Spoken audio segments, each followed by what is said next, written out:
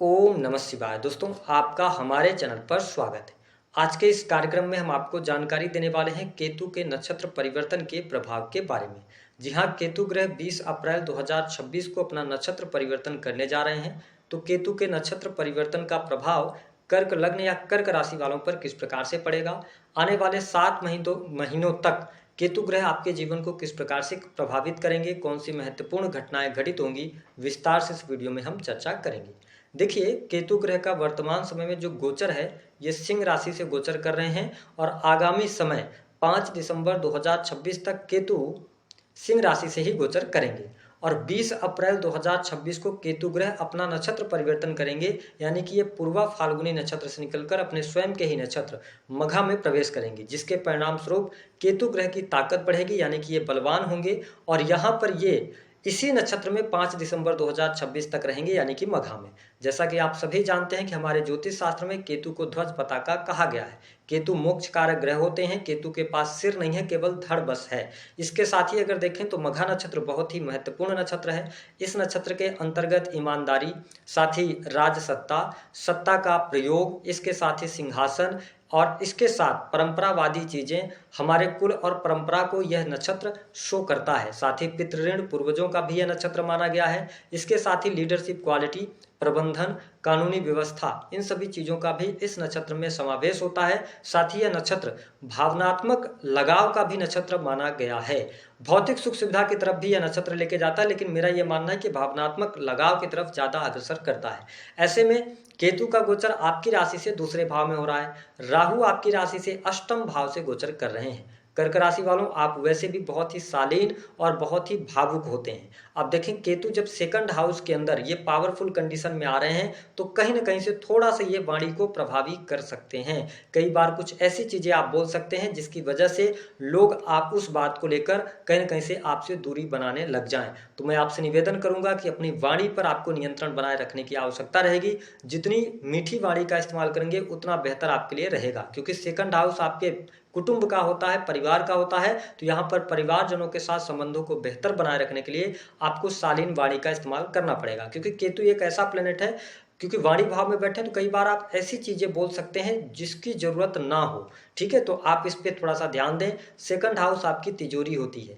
तो ये स्थिति जब केतु बलवान हो रहे हैं तो कर्क राशि वालों, आपसे निवेदन है कि अगर आपके पास संचित धन है, आपको कोई व्यक्ति है, कोई आपके जान पहचान का व्यक्ति है, कहीं पर पैसा निवेश करने के लिए बोल रहा है, तो आप बचिएगा, क्योंकि केतु एक तो मघा नक्षत्र में और बलवान हो रहे हैं, तो कहीं ना कहीं से ये आपके तिजोरी में छेद कर देंगे। जो आपने पैसा बना रखा है अपने पास में, थोड़ा बहुत भी बैंक बैलेंस जो है वो कहीं ना कहीं से सडन गायब हो सकता है। इस पर आपको ध्यान रखने की आवश्यकता रहेगी। हालांकि यहाँ पर अगर देखा जाए तो पैतृक संपत्ति को लेकर कोई न कोई विवाद जरूर निकलकर सामने आ सकता है, लेकिन स्वास्थ्य के दृष्टिकोण से केतु का यह गोचर आपके लिए अच्छा रहेगा। अभी तक अगर स्वास्थ्य संबंधित कोई परेशानी चल रही थी तो वह दूर होगी।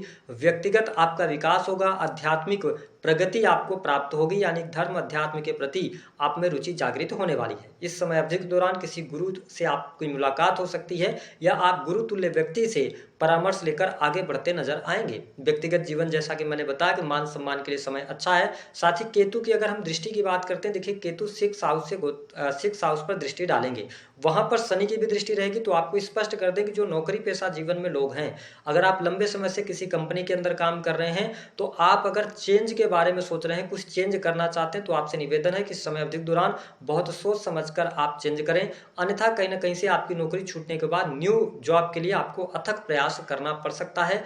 प्रॉब्लम्स ज्यादा क्रिएट हो सकती हैं। जो लोग कर्ज से में दबे हुए हैं तो कर्ज से बाहर निकलने का अवसर अवश्य प्राप्त होगा। ठीक इसके साथ साथ अगर हम देखें तो संतान के लिए समय अच्छा है, संतान प्राप्ति के लिए अच्छा समय रहेगा। प्रेम संबंध में अनुकूलता देखने को मिलेगी। प्रेमी प्रेमिकाओं के बीच में अच्छे संबंध रहने वाले हैं।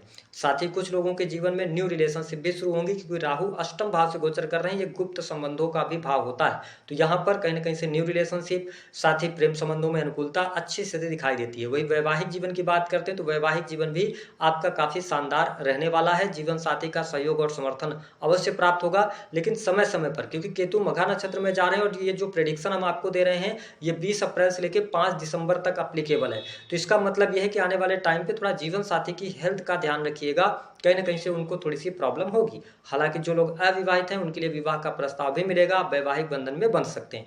बिजनेस व्यापार के दृष्टिकोण से देखा जाए तो केतु का मघा नक्षत्र में जाना आपके लिए लाभकारी सिद्ध होगा। काम कारोबार में आपके लिए वृद्धि के योग दिखाई देते हैं। साथ ही नए कार्य व्यवसाय की अगर आप शुरुआत करना चाहते हैं तो जून 2026 के बाद आप नए कार्य व्यवसाय की शुरुआत कर सकते हैं।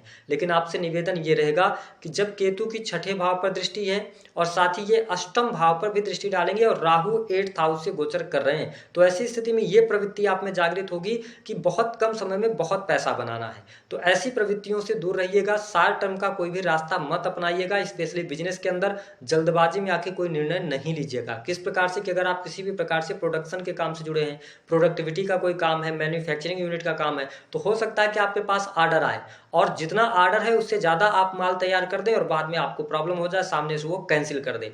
तो जो भी आपको अपने बिजनेस व्यापार में निर्णय लेना है बहुत सहजता के साथ, समझदारी के साथ अगर आप लेंगे तो भाग्य का भी सहयोग मिलेगा। पिता की हेल्थ अच्छी होती हुई नजर आ रही है, पिता का साथ मिलेगा, ठीक है, उनके करियर में अच्छी स्थिति बनेगी। धर्म कर्म अध्यात्म के प्रति आप में रुचि भी जागृत होने वाली है। इसके साथ स्टूडेंट विद्यार्थियों के लिए जो समय रहेगा वह काफी शानदार रहेगा।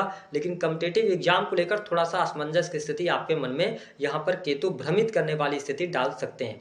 अगर हम बात करें तो केतु की जो नवम दृष्टि रहेगी ये कहीं ना कहीं से आपके 10th हाउस पर रहेगी, जहां पर मेष राशि आती है। तो निश्चित तौर पर यहां पर देखें कि नौकरी में अच्छा है, ठीक है, और जो भी आप काम करें बहुत ही सेक्रेटिव तरीके से काम करेंगे तो बेहतर रहेगा। और ये जो नक्षत्र है मघा नक्षत्र, ये हीलिंग के लिए भी जाना जाता है। इसके साथ ही आप यदि किसी व्यक्ति का दुख दर्द दूर कर रहे हैं तो भी ये नक्षत्र आपको बहुत अच्छे रिजल्ट देता है। प्रशासनिक सेवाओं के अंदर है, जैसे सेना पुलिस आर्मी, क्योंकि 10th हाउस पर इनकी नवम दृष्टि रहेगी, ठीक है। तो ऐसी स्थिति में सेना पुलिस आर्मी के कार्य क्षेत्र से लाभ होता हुआ नजर आएगा। आप मेडिकल लाइन के अंदर हैं, इंजीनियरिंग के फील्ड के अंदर हैं, तो आप अच्छे रिजल्ट्स प्राप्त करने में सफल होंगे। ओवरऑल अगर देखें तो सुख सुविधा वाइज भी समय अच्छा है। यदि आप भूमि भवन वाहन से संबंधित कोई कार्य करना चाहते हैं तो आप 5 जून 2026 के पहले निपटा लें। यहाँ पर संभावनाएं काफी अच्छी आप लिए दिखाई दे रही हैं। ओवरऑल केतु का जो नक्षत्र परिवर्तन है यह थोड़ा सा अपने वाणी पर ध्यान देंगे। पैतृक संपत्ति को लेकर विवाद हो सकता है, हालांकि विदेश जाने का योग बना हुआ है, विदेश से लाभ मिलेगा, आकस्मिक धन लाभ का योग बनेगा। साथ ही क्रिएटिव फील्ड, टेक्निकल फील्ड से आपको अच्छा लाभ होगा, व्यवसाय में लाभ होगा, लेकिन व्यवसाय में निवेश करते समय सावधानी रखिएगा, ठीक है। इसके अतिरिक्त नौकरी से अच्छा लाभ मिलेगा, प्रेम संबंध अच्छा है, दाम्पत्य जीवन भी ठीक दिखाई दे रहा है। पढ़ाई लिखाई के लिए हम सामान्य कहेंगे और स्वास्थ्य भी आपका अच्छा रहेगा। तो कर्क राशि वालों के लिए जो केतु का नक्षत्र परिवर्तन है यह लाभकारी सिद्ध होगा, सिवाय पैसे पर ध्यान दीजिएगा। तो दी गई जानकारी पसंद आए तो वीडियो को लाइक करें। उपाय क्या करेंगे, देखिए बहुत ही सिंपल से उपाय हम आपको बता रहे हैं। आपको एक जटा वाला नारियल लेना है, शनिवार के दिन इस उपाय को आपको करना है। शाम को 4 बजे एक नारियल लीजिए, नारियल को छील लीजिए और आप देखेंगे कि नारियल को जब आप देखेंगे तो उसमें 2 या 3 आंखें बनी हुई होती हैं, ठीक है। जब आप छील लेंगे तब तो आपको जिधर आंखें बनी हुई हैं उसको ब्लेड से, आरी से आप कट कर दीजिए ऊपरी भाग को। और आपको लेना है 250 ग्राम शुगर यानी कि शक्कर, और साथ ही थोड़ी सी मात्रा में शहद आपको लेना है। शक्कर को बारीक आप पीस दीजिए, उसका चूर्ण बना दीजिए और शहद मिश्रित कर दीजिए, ठीक है। मिश्रित करने के बाद जो शक्कर और शहद का मिश्रण है उसको आप उस नारियल में ऊपरी भाग में जो आपने कट किया है उसमें भरना शुरू कर दीजिए, भर दीजिए। उसके बाद उस नारियल को अपने आसपास किसी भी जहाँ पे मंदिर हो, अगर मंदिर नहीं है तो पीपल का वृक्ष हो, पीपल के वृक्ष के पास जाइए, वहां पर उस नारियल को रखिए और अपने पितरों से माफी मांगिए कि आपसे कोई गलती हुई है तो उसके लिए माफ करें। और अगर जीवन में संघर्ष चल रहा है तो आपके जीवन में सफलता आपको प्रदान करें। इस प्रकार की इच्छा व्यक्त करते हुए उस नारियल को वहां पर रखकर चले आएं। आप देखेंगे कि पितृ ऋण कैसा भी होगा, इस उपाय से आपको लाभ अवश्य प्राप्त होगा। दी गई जानकारी पसंद आए